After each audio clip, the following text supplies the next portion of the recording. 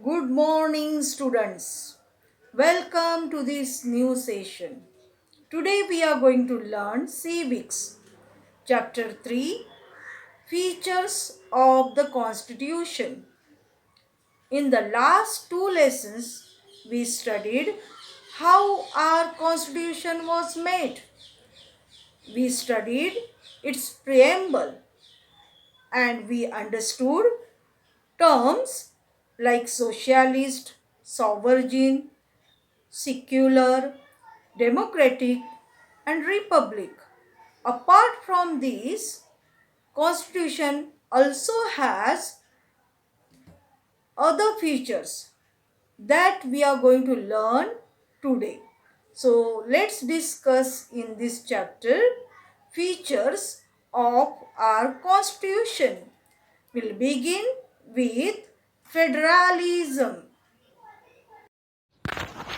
Question 2.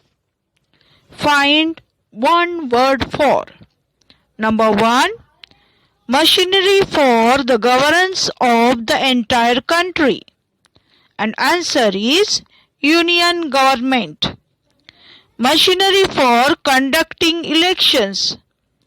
Election Commission. Number 3. The third list of subjects for making laws.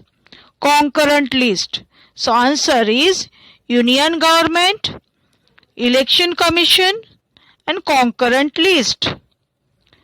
Let's go to the next question, that is answer the following questions. We have here first question, why does the government function at two levels in a federation? We'll write this answer in points. Point number 1. The system in which the administration of a country is cooperatively run by government at two levels, that is federal or central level and state level. This is called as federalism or a federation. Point 2.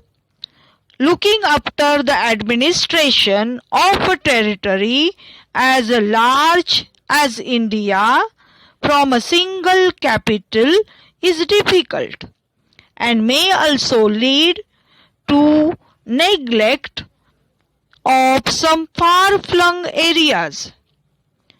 Number 3. Citizens of such far-flung areas are not able to participate in the affairs of the government. And point number 4, to avoid this, the government function at two levels in a federation like India, having a large territory and a huge population. Let's move towards the question 2. What do you understand by residuary powers? Point 1. Residuary powers are special powers entrusted by the Constitution to the Union Government. Point 2. Our Constitution has distributed the different subjects on which laws are made between Union Government and state governments. This distribution is done by dividing those various subjects into three lists, that is Union list, state list and the concurrent list. Next point, if a subject comes up that is not included in any of these three lists, the Union Government is entitled to make laws on it. Last point, these powers of the Union Government are termed as residuary powers. Let's move to the next question. Question 3 we have here, Why has the Constitution created an independent judiciary for India? This answer also we will write in points, students. Point number 1. The disputes which are not mutually resolved are referred to the judiciary. The court hears both the contesting parties and then looks into the entire matter. If it feels there is any injustice, it passes its judgment accordingly to level the fields. This has to be done impartially. Point 4. To achieve this impartiality, the Constitution created an independent judiciary for India. Point 5. The Constitution has made provisions like appointment of the judges by the President and not by the government to ensure that independence of the judiciary is maintained. Question 3. Answer the following. Now let's move to question 4. Hold a group discussions on the merits and demerits, means advantages and disadvantages of an independent judicial system. Let's see. We will begin with merit first. Merits of an independent judiciary system are: number 1, it enables the court to give impartial judgment. Number 2, this happens because the judiciary does not act under any political pressure.